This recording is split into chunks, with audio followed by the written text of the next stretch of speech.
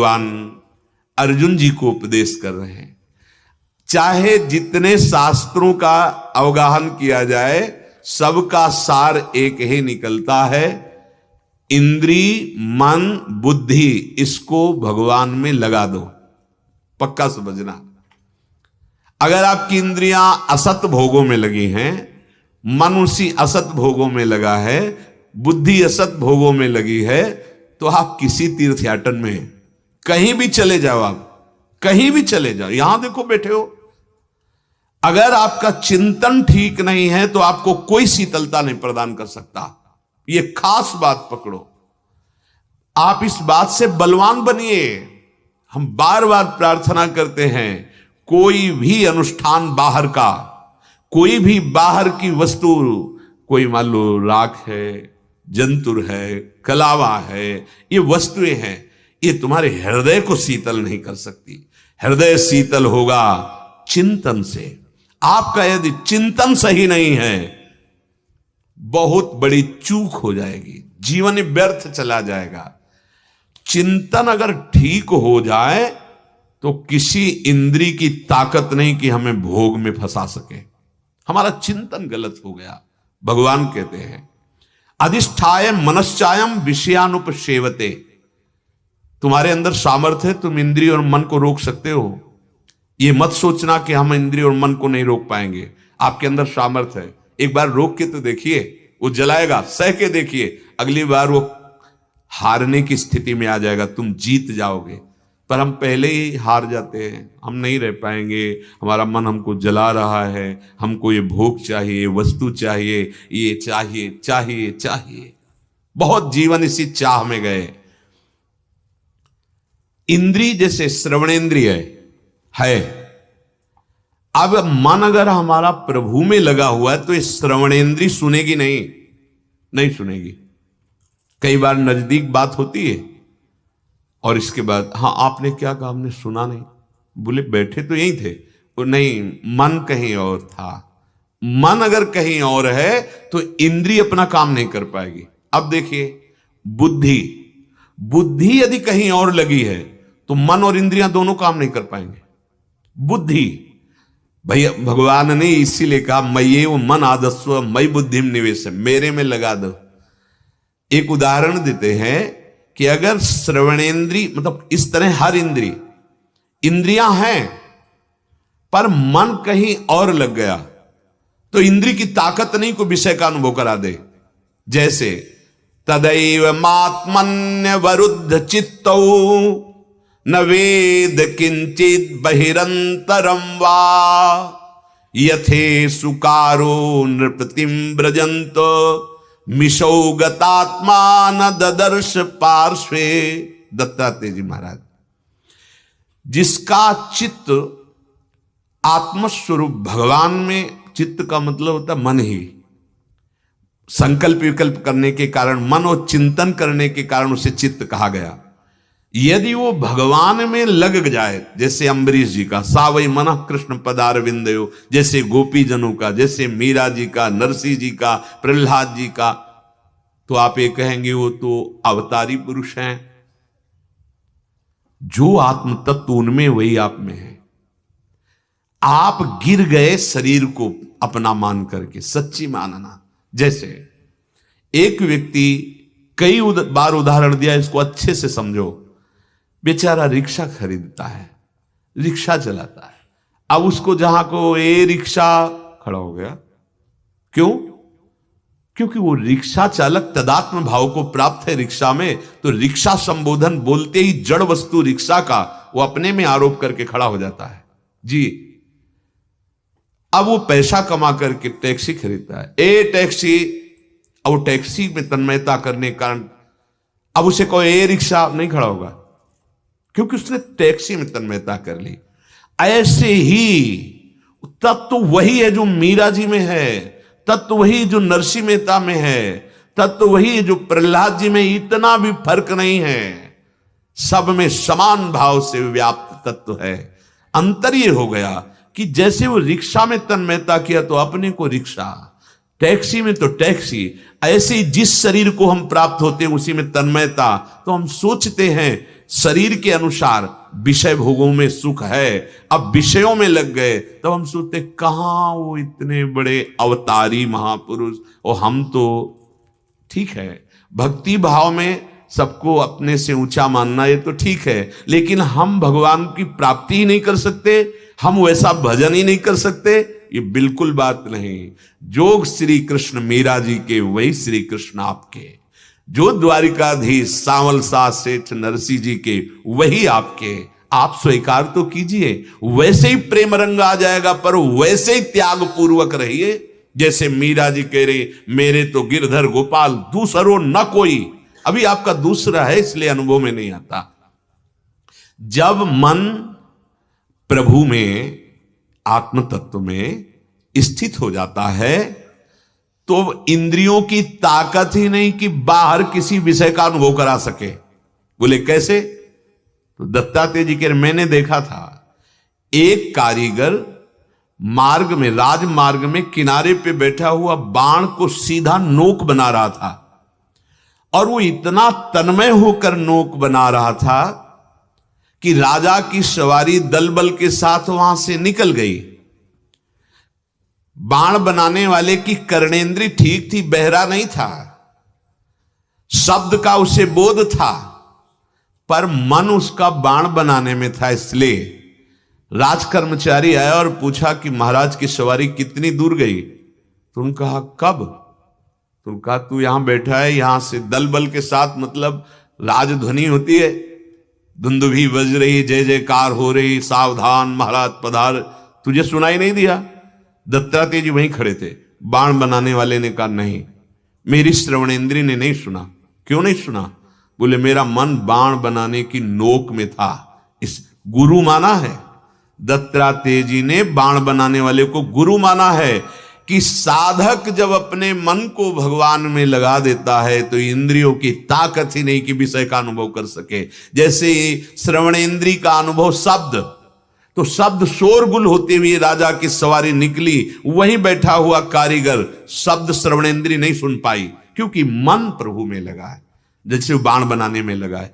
ऐसे ही हर इंद्री, हम क्या करते हैं, जहां इंद्री जाती वहीं मन भेज देते हैं, जहां मन जाता वहीं हम चले जाते हैं कि हमारी मांग है, ये भूख प्यास इंद्रियों का भोग ये सब मेरा विषय नहीं। नहीं, प्राणों का विषय भूख प्यास, देखने का विषय नेत्रेंद्री, सुनने का विषय श्रवणेंद्री, त्वगेंद्री स्पर्श का विषय है, जनेंद्री भोग का विषय है। ये सब अलग अलग इंद्रियों के विषय तू अपने में क्यों मान लिया? अपने में मान लिया इसलिए तू यही बंध गया, जबकि तू बंधा हुआ नहीं है। इनकी गुलामी से मुक्त होने के लिए मानव देह मिला है, और हम और मांग रहे हैं कि और विषय भोग दे दो जिससे हम और बंधते चले जाएं। तो श्री भगवान कह रहे हैं तस्माद्यस्य महाबाहो निग्रहितानि सर्वशः इंद्रियाणि इंद्रियार्थेभ्यस् तस्य प्रज्ञा प्रतिष्ठिता। महाबाहो अर्जुन, इसलिए अपनी इंद्रियों को विषयों से सर्वथा हटा लो। सर्वथा हटाने का मतलब जो जीवन उपयोगी धर्मयुक्त विषय है उनको भगवद अर्पित करके यदि सेवन करोगे तो उनमें बंधोगे नहीं, तुम उनका राग तुम्हें बांध नहीं पाएगा और तुम आगे बढ़ जाओगे। अगर विषयों का अधर्म पूर्वक भोग करोगे तो बहुत मलिन हृदय हो जाएगा, फिर आपको लगेगा इसके बिना हम जी नहीं सकते, यही बंधन आपकी दुर्गति करा देगा। हे महाबाहो, जिस साधक की इंद्रियों के विषयों से सर्वथा वश की जाती है उसी की बुद्धि भगवान में स्थित हो जाती है। भगवान में बुद्धि निश्चल क्यों नहीं हो रही, अचल क्यों नहीं हो रही? बोले इंद्रियों के विषय के भोगों में हम सुख कर रहे हैं, सुख भाव रख रहे हैं, इसलिए भगवत प्राप्ति नहीं हो पा रही। जो विषय जीवनोपयोगी हैं, आवश्यक हैं, धर्म पालन के लिए हैं, भगवत अर्पित करके सेवन करो, भगवत प्राप्ति हो जाएगी। वही तो बार बार सत्संग में सिखाते हैं, हर कर्म समर्पित करो, नाथ सकल संपदा तुम्हारी, मैं सेवक समेत सुत नारी। अभी नाम जप करो, देखो निहाल हो जाओगे। श्री भगवान कह रहे मन और इंद्रियों को वश में करके जो उपासक चलता है वही लाभ प्राप्त कर पाता है, नहीं तो बहुत लंबा समय व्यतीत होने पर भी अनुभव में कुछ नहीं आता अंदर का। बुद्धि में तो सब ज्ञान हो जाता है, खूब प्रवचन हो सकता है, खूब तर्क वितर्क हो सकता है, स्थिति नहीं जागृत होगी। स्थिति तभी जागृत होगी जब इंद्रियां और मन ये निर्विषय होकर प्रभु की तरफ लग जाए। अगर निर्विषय नहीं हुए तो भगवदानंद नहीं मिलेगा, तभी फिर वो व्यवहार की सिद्धि में लग जाता है। ये बहुत सूक्ष्म विषय है। बस आप लोग इतना समझें कि जो जीवन के लिए आवश्यक भोग हैं वो धर्मयुक्त होने चाहिए और भगवत समर्पित होने चाहिए। आगे का कार्य अपने आप आपके ज्ञान प्रकाशित हो जाएगा। जब कोई धर्म से चलता है तो भगवत प्रदत्त उसमें विवेक जागृत होता है, जब अधर्म से चलता है तो अविवेक बढ़ता है और उसका नाश करा देता है। क्योंकि ये बहुत अच्छी स्थिति का यहां वर्णन है, स्थित प्रज्ञ का, कि इंद्रिय और मन को वश में करने वाला भगवत परायण ही स्थित प्रज्ञ माना जाता है। इसलिए एकांत में चिंतन आपका विषयों का ना होने पावे। तस्माद् यस्य महाबाहो निगृहीतान सर्वसा। एकांत शब्द में क्यों कहा? क्योंकि जैसे आप व्यवहार में लगे हैं तो मन बटा हुआ है, या भगवत आराधन में लगे हुए हैं तो ज्यादा चंचलता का अवसर नहीं है। पर जब आप एकांत होंगे तब आप पे मन हावी होगा। जब आप सेवा में हैं, पाठ में हैं, कीर्तन में हैं, तो ये प्रयास करेगा लेकिन इसका प्रयास सफल नहीं होगा। पर जब आप ऐसा कि हमारी पूरी दिनचर्या हो गई, चाहे वो गृहस्थ हो चाहे विरक्त हो, एकांत होंगे तब ये मन अपना चमत्कार दिखाएगा। उस समय मांगेगा आपसे मेरी खुराक। अभी तक हम आपके अनुसार चले, अब मेरे अनुसार। अब वो किसी भी इंद्रिय के विषय को पकड़ेगा, बार बार आपको जलाएगा। आप मोहित मत होना, अर्थात उसकी सलाह में मत आना। तो आपकी बुद्धि में इतना बल आ जाएगा कि मन और इंद्रियों को आप अपने अधीन करने लगेंगे। और यदि एकांत में दी गई सलाह मन की, इंद्रियों की आपने मान ली, अर्थात बुद्धि ने मान ली, तो क्रिया हो या ना हो आप फंस गए, बंधन आपको हो गया और दृढ़ बंधन होता। फिर क्रिया को तो रोक ही नहीं चल सकते। थोड़ी देर तो पवित्रता रहती है लड़ने की, फिर वो भी नष्ट हो जाती है। इसलिए श्री भगवान कह रहे हैं व्यवहार काल में जितने भी विषय सामने आवे उनमें निर्णय करो ये धर्मयुक्त है कि नहीं, और निर्णय करने के बाद वो भगवद अर्पित है कि नहीं। और अगर अधर्म युक्त है तो इंद्रियां, मन, बुद्धि ये सब एक साथ हो जाएं तो भी आप अपने को अलग मानना, क्योंकि आप अलग है, तो सब ठीक हो जाएगा। जब हम उसे अपनी कमी मान लेते हैं, जब उसे हम अपनी आवश्यकता मान लेते हैं, तब हम हार जाते हैं। और जब ये देखते रहेंगे कि ये मन बुद्धि की चाल है मुझे फंसाने की, अब नहीं फंसा सकते। बड़े हरि कृपाल हो, जब बहुत मांगते ना तो दे देते, देख ले, भोग के देख ले। फिर भी जब नहीं मानते तो फिर दंड विधान रच देते, रोग, अशांति, चिंता, भय, ऐसा। अब देख इसका परिणाम ये, अब भाग मेरी तरफ। पर आश्चर्य है कि वो जहां दुख पा रहा है उसी की तरफ भागता है। वो उधर से कि इधर से मैं जला हूं तो इधर भागू नहीं, वो उधर ही की तरफ भागता है जिधर जलन है, अशांति है। व्यवहार काल में, भगवान के वचन है, व्यवहार काल में आपके सामने भोग आएंगे, शरीर आएंगे, आकर्षणकारी वस्तुएं आएंगी, आपको दिखाई देगा ये क्या सुंदर व्यवस्था है, ऐसा जीवन तो सुखद है। मन है देखा कि परिवार से ऐसा जीवन सुखद है, या मांगो तो सूखी रोटी मिलती है, वो भी मिली ना मिली। मन है दिखाएगा, आकर्षण करेगा। आपको विचलित नहीं होना। ये पूरे परमार्थ के पथिकों के लिए है, चाहे गृहस्थ हो चाहे विरक्त हो। आपकी इंद्रियां मन को घसीटकर बुद्धि को अधीन करके दृश्य जो दिखा रहे हैं उस पर आसक्त करेगी। विचलित नहीं होना। पहाड़ जैसे बड़े तूफान में भी हिलता नहीं है, ऐसे तुम्हारी निष्ठा हो जाए। और ये सत्संग से हो जाती है, पक्का हो जाती है। बहुत बड़ा बल है सत्संग। आज तक किसी को भी जो कुछ उन्नति मिली है वो सत्संग से मिली। मति कीरति गति भूति भलाई, जब जेहि जतन जहां जेहि पाई, सो जानो सत्संग प्रभाऊ, लोको वेद न आनु पाऊ। जब साधक पर्वत की तरह अचल होता है, आप चाहे मर जाए, ये नहीं करेंगे, ये अधर्म का कार्य नहीं करेंगे, अब वो बार बार नहीं करेंगे, जलाएगा नहीं करेंगे, जीत जाओगे। पर ऐसा नहीं होता है। हम सरस भाव से बह जाते हैं। जहां ये सब हमारे खिलाफ पार्टी आगे भेजा प्रोग्राम, ये हाँ ठीक है, ऐसे हम भोंदू बन जाते हैं, दस्तखत कर देते हैं, फिर जलन होती, फिर सोचते ऐसा क्यों हो गया, ऐसा इसलिए हो गया कि तुम अपने को भूल गए, तुम्हारा लक्ष्य क्या था भूल गए, तुम सुख बुद्धि कहां की थी ये भूल गए। बहुत सावधानी की जरूरत।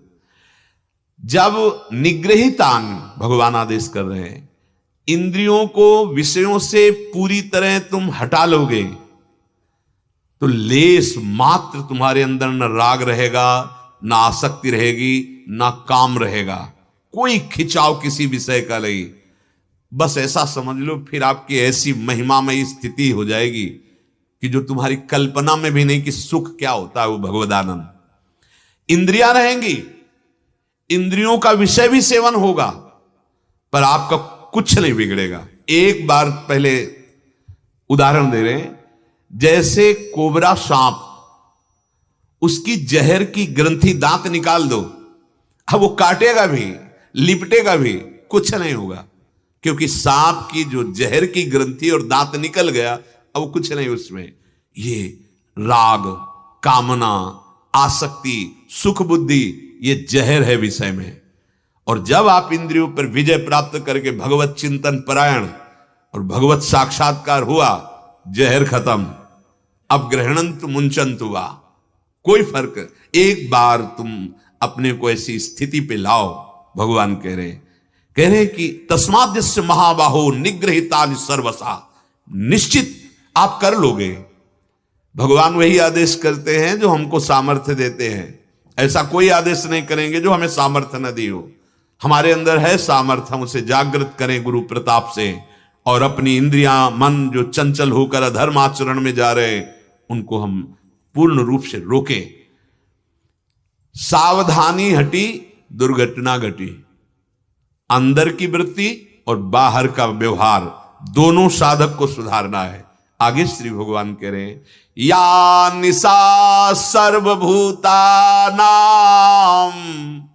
तस्याम जागर्ति संयमी, यस्याम जागृति भूतानि सा निशा पश्यतो मुनि।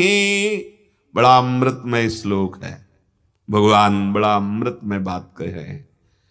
संपूर्ण प्राणियों की जो रात है, उसमें संयमी पुरुष जागता है, इसकी व्याख्या भी होगी।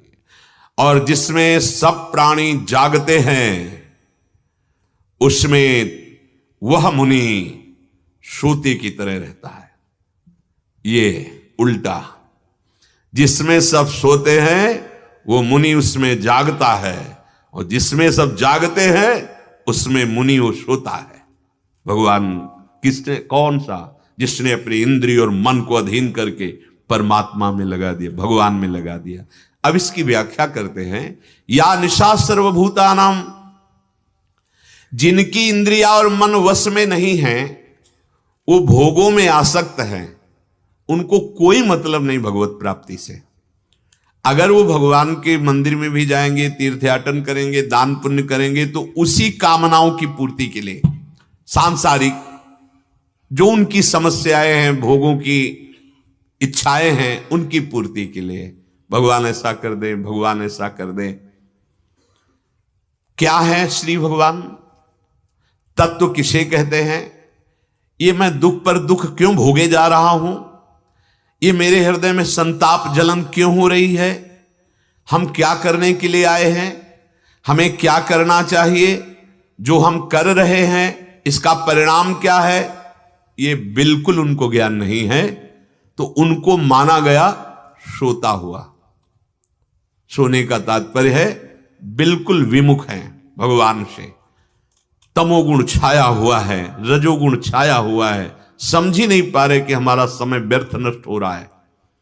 संपूर्ण प्राणी को भूत कहा गया, संपूर्ण प्राणियों को भूतानाम, भगवान कह रहे भूतानाम।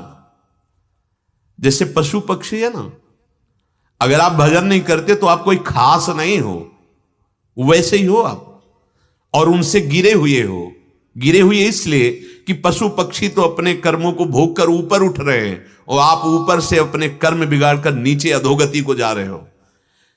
पशु पक्षी खाना पीना, बच्चा पैदा करना, सोना, पूरा जीवन इसी में व्यतीत करके मर जाना, अगर इतना ही है तो आप में उनमें अंतर क्या रहा? दिन भर खूब कमाए भोग सामग्री और भोगे और फिर सोए, फिर कमाए, फिर खाए, भोगे, फिर सोए, यही जीवन है। ये तो जीने का तरीका है। आप जी किसके लिए रहे हो? कमाने के लिए। कमा किसके लिए रहे हो? भोगने के लिए। भोगों का क्या फल है? बार बार वही तृष्णा, बार बार वही कामना। आपके जीवन का लक्ष्य क्या बना? कुछ नहीं। तो फिर पशु पक्षी में और आप में क्या अंतर रहा? फिर क्या दुर्लभ हो मानुषो देहो। ऐसे जो रात दिन केवल कमाना, खाना, भोगना, सुख, आराम, मनोरंजन, धन जमा करना, ये है रात, अज्ञान, अंधकार। इसमें प्रभु से विमुख हैं वो। हमें नाम जप करना है, हमें ये जानना है कि मैं कौन हूं, मुझे समझना है कि मैं यहां क्यों भेजा गया हूं, मैं क्यों फंसा हूं, मैं क्यों दुख भोग रहा हूं।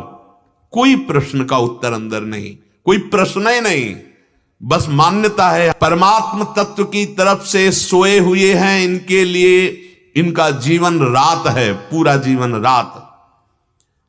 अगर कोई अंतर है पशु पक्षी में तो बस इतना कि उनके अंदर बुद्धि ज्यादा जागृत नहीं है, और इसमें जागृत है तो बुद्धि का दुरुपयोग कर रहा है।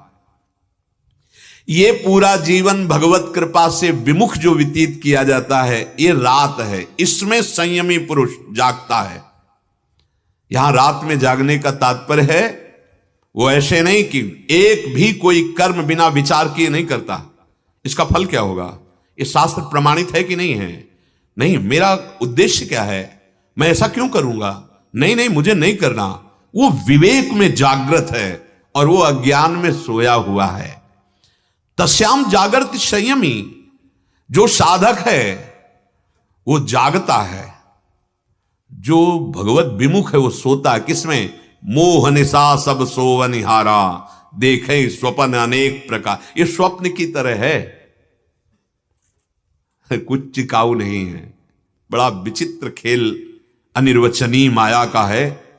या रहस्य रघुनाथ कर बेग न जाने, कोई जो जाने रघुपति कृपा तो सपने मोह न होए। पर बड़े भाग्य हैं अपने लोगों के कि भगवत, शुद्ध भगवत चर्चा करने और सुनने को मिल रहा है। नहीं तो ऐसा मन है, ऐसी बुद्धि है कि प्रपंच को ही अगर समय भी मिला ना खाली, तो वही गेम खेलना, सीरियल, नौटंकी, नाटक देखना, इधर उधर समय बर्बाद कर देना। हाँ, भगवान नाम जप करना, शास्त्र स्वाध्याय करना या सत्संग सुनना, ये तो भाग्यशालियों की बात है। तस्याम जागृत संयमी, जो साधक है, जो संसार में रात की तरह वर्णन किया गया कि ये सब रात जैसी है, उसमें वो जागता है। उसका लक्ष्य बन जाता है इंद्रिय और मन को वश में करके भगवान की प्राप्ति करना। भूल से भी हम कोई पाप नहीं करेंगे। हमारा ध्येय है इस जन्म में निरंतर भजन होने लगे और भगवान की स्मृति में हमारा शरीर छूटे। संसार के भोगों में रत होकर के जो लगे हुए हैं वो मानो रात में सो रहे हैं, और जो संसार में ही रहकर अपने कर्तव्य का पालन करते हुए नाम जप कर रहे हैं और लक्ष्य है मुझे भगवत प्राप्ति करनी है, वो जाग रहे हैं। वो संयमी मानो जाग रहे हैं। सा निशा पश्यतो मुने, जिन सांसारिक पदार्थों का भोग और संग्रह करके बहुत अपने को भाग्यशाली माना जाता है, बुद्धिमान माना जाता है, बड़ा प्रवीण माना जाता है। अरे खूब खाएंगे पिएंगे, मौज मस्ती करेंगे, शरीर से ना, शरीर ही नष्ट होने वाला है तुम्हारा, ये शरीर ही नष्ट हो जाएगा, फिर क्या मस्ती रहेगी। अरे शरीर रहते हुए ऐसी मस्ती प्राप्त कर ले कि मृत्यु ही हमारे लिए महोत्सव हो जाए। ए सच्ची बात, मृत्यु भी महोत्सव हो जाए। जिस मृत्यु से भय लगता है, परमानंद की बाढ़ आ जाएगी और मृत्यु रूप में श्री कृष्ण दिखाई देंगे। भगवान ने अपनी विभूतियों में कहा, सर्वस्व हरण करने वालों में मैं मृत्यु हूं, मेरा प्रीतम आलिंगन करने आ रहा है, अब क्या है, चलो ना। इसीलिए मानव देह मिली। जागो, कब तक सोते रहोगे, भोगों में सुख नहीं है। नाम जप करो, शास्त्र स्वाध्याय सत्संग, दूसरों को सुख पहुंचाओ, धर्मयुक्त आचरण करो। जो अपने को बड़ा बुद्धिमान मानते हैं, दूसरे का धन अपहरण करके सांसारिक पदार्थों को भोग कर सुख मानते हैं, राजी हैं अपनी जिंदगी में। देखो प्रायः ऐसी ही शिक्षा दी जाती है, अरे खूब है तो ना संपत्ति, खुश रहो। नहीं खुश रहना, मुझे ऐसी संपत्ति में नहीं खुश रहना जो एक सिक्का हमारे साथ नहीं चलने वाला। ऐसे क्या हम बढ़ावा करें अपने मन को जो हमारा कोई साथ देने वाला नहीं। अंदर से हम जल रहे हैं, कौन दवा काम करेगी। मन अशांत है, क्या करेगा कोई। क्योंकि जब तक मन प्रसन्न नहीं होगा तो होगा क्या। मन थोड़ी देर के लिए भोगों में हर्षित होता है, हट जाता है। किसी भी भोग को बहुतायत भोगो, यही मन कहने लगेगा नहीं चाहिए। क्या है, ए जागो एक बार। आप इन भोगों के लिए मनुष्य जन्म नहीं प्राप्त किए हो। संसार और प्रभु को दोनों को जान जाता है मननशील महात्मा, जो हर समय नाम जप करता है। क्या है संसार, क्या है भगवान, क्या है मेरा स्वरूप। ये एकादश स्कंद श्रीमद् भागवत में योगेश्वर जी कहते हैं, जैसे एक एक कवल भोजन पाने से तुष्टि पुष्टि क्षुधा निवृत्ति होती है, ऐसे एक एक भजन, एक एक नाम आपके हृदय में संसार के प्रति वैराग्य, अपने स्वरूप का ज्ञान और भगवान के चरणारविंद में प्रेम, तीनों बराबर। पर जब अच्छे से आधा पेट हो जाता है तब लगता है हाँ कुछ पाया। ऐसे ही जब भगवदानंद स्फुरित होने लगेगा तब आपको पता चल, काम तो एक एक नाम कर रहा है, व्यर्थ नहीं जा रहा है। जैसे हमें एक कवल खाया रोक दिया जाए तो पता ही नहीं चलेगा इतनी भूख में कि हमने कुछ पाया। जब आधा पेट हुए तब स्वाद आया। ऐसे ही हमारा जीवन अनंत जन्मों से भटक रहा है, इसी भूख में, सुख की भूख में, आनंद की भूख में। अब नाम जब पहले आनंद नहीं प्रदान कर रहा, प्रदान कर रहा है पर अनुभव में नहीं आ रहा। जहां पाप नष्ट हुए, आनंद स्फुरित हुआ, आप भी वही निहाल हो जाओगे। ये पक्षपात की बात नहीं कह रहे, आपको सच्ची बात कहते हैं। हर दुख से लड़ने की सामर्थ्य जिस सुख में है वो भगवान प्रदान कर देते हैं। वो है नाम, वो है भगवान का आश्रय। जो राजी है संसार के भोगों में, अरे आज शरीर तुम्हारा भोगने योग्य कल नहीं रहेगा। यही भोग तुम्हें रोग में पहुंचा देंगे, अशांति में पहुंचा देंगे। जो अंधेरे में भटक रहा है, ये अंधकार है, काम अंधकार है, प्रेम निर्मल भास्कर है। ये कामनाएं मोह ममता अज्ञान में है, और जहां समता है, भगवत प्रेम है, यही ज्ञान का प्रकाश है। अगर आप राजी होते हैं भोगों में तो आप अपने जीवन को बड़ी हानि में पहुंचा रहे हैं। तुम समय सार्थक करने आए हो, नाम जप करो। साधकों के पास समय नहीं है। देखो कृपा देखो, बस जो समय मिला, जैसे मिला, बस पेट भरा और शरीर को थोड़ा विश्राम, रात दिन ऐसा लगता है कि और समय बढ़ जाए, भजन के लिए और समय बढ़ जाए। तुम समय काटने के लिए सोच रहे हो कि चलो टीवी चला लेते समय। अरे मन की चाल में मत फंसो। जो कार्य कर रहे हो उनमें तो भगवत स्मरण करो ही। जब कोई कार्य नहीं है तो बैठ जाओ, एकाग्र होकर ध्यान करते हुए नाम का नाम जप करो, निहाल हो जाओगे। क्यों समय बर्बाद कर रहे हो। मननशील उपासक परिणाम को देखता है क्रिया करने के पहले, और जो अज्ञानी जन हैं वो क्रिया के सुख को देखते, परिणाम को नहीं देखते।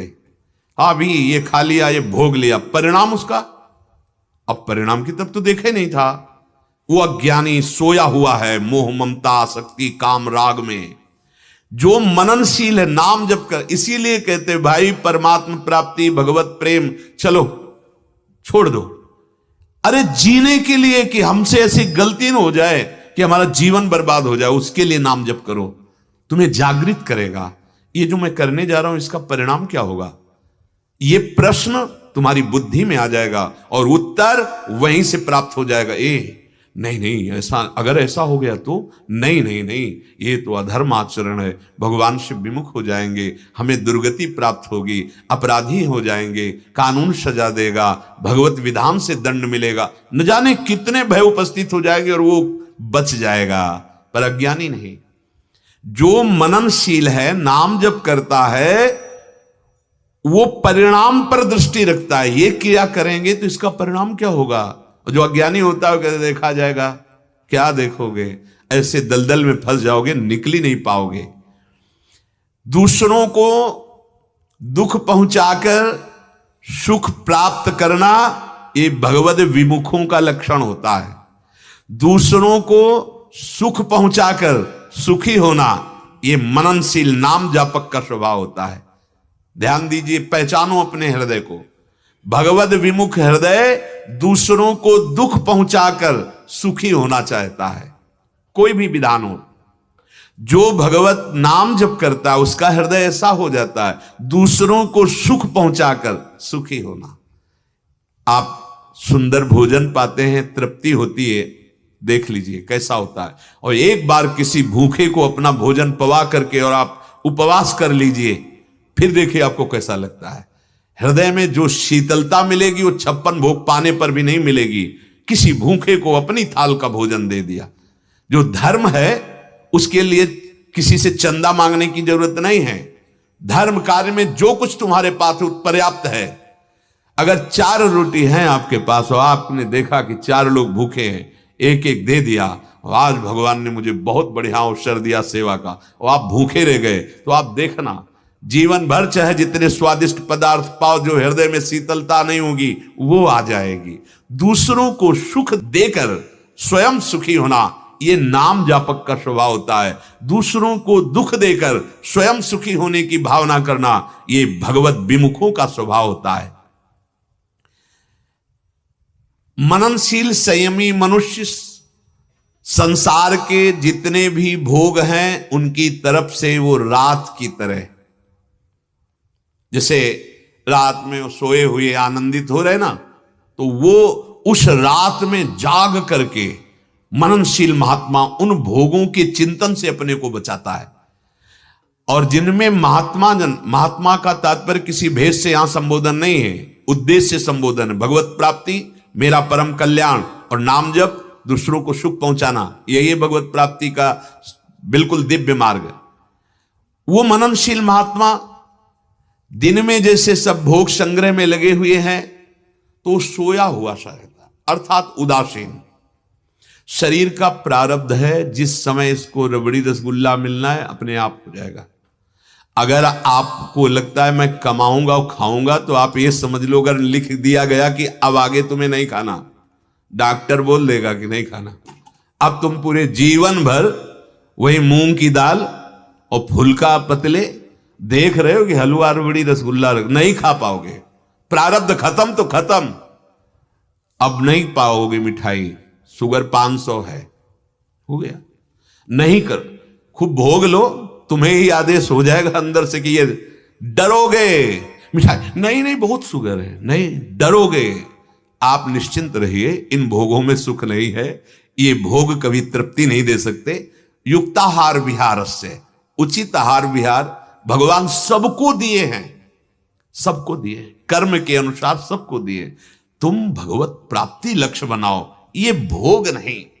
अगर भोग तुम्हारे लक्ष्य होंगे तो जीवन व्यर्थ चला जाएगा, और भगवत प्राप्ति लक्ष्य होगी तो भोग सार्थक हो जाएंगे, भोग भी भजन हो जाएगा। सच्ची माली, भोग भी भजन। ये सुंदर सुंदर भोग बनाए, प्रभु को अर्पित किया, बांटकर प्रसाद पाए, बढ़िया भजन बन गया। अब जैसे गृहस्थ में तो संतानोत्पत्ति क्रिया भी वो भगवान की आज्ञा है, सृष्टि पूरक, वो भी भजन बन जाएगा। अगर आप धर्म से चले तो जो मननशील महात्मा है वो रात में जागने का तात्पर्य संसारिक भोगों की तरफ से उदासीन रहते हैं। यथा लाभ संतोष सदा काहुसो, चाहे वो गृहस्थ हो चाहे विरक्त हो। देखो, जब तक भोगा सकती है तब तक चाहे गृहस्थ हो चाहे विरक्त हो, भगवदानंद की प्राप्ति तो असंभव। तो अब ये बात बनती है कि फिर उसका जीवन निर्वाह कैसे होगा? भोगों से उदासीन तो जीवन निर्वाह कैसे होगा? और अगर भोग सामग्री आती है और भोग वो भोगता है तो उसकी स्थिति क्या होती है? बड़ा सुंदर है। मानो अर्जुन जी इस बात से कि वो भोगों से उदासीन रहता है, मानो संयमी जागता है, मननशील, अब उसकी भोगों में स्थिति क्या होती है? क्या वो भोगी नहीं भोगता? अगर भोगता है तो उसकी स्थिति क्या रहती है? भगवान आगे वर्णन करते हैं, आपूर्यमाणम अचल प्रतिष्ठम, बहुत अमृत में ये स्थिति का पद है। समुद्रमापह प्रविशन्ति यद्वत् तद्वत् कामायम प्रविशन्ति सर्वे, स शांतिमाप्नोति न काम कामी। जैसे संपूर्ण नदियां तरंगायमान होते हुए समुद्र में समा जाती, पर समुद्र अपनी मर्यादा में रहता है।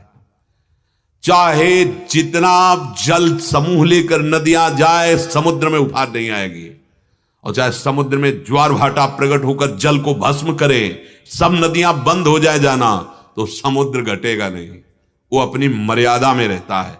ऐसे भगवत, इसकी व्याख्या कर लोगी, ऐसे वो भगवत प्राप्त महापुरुष, चाहे विश्व के एक साथ सब भोग आ जाएं, उसकी हृदय में हलचल नहीं पैदा हो सकती। चाहे सब चले जाएं, कोई हलचल नहीं पैदा हो सकती। समुद्र का उदाहरण देते हैं भगवान, इसकी व्याख्या कल। श्री राधा वल्लभ लाल।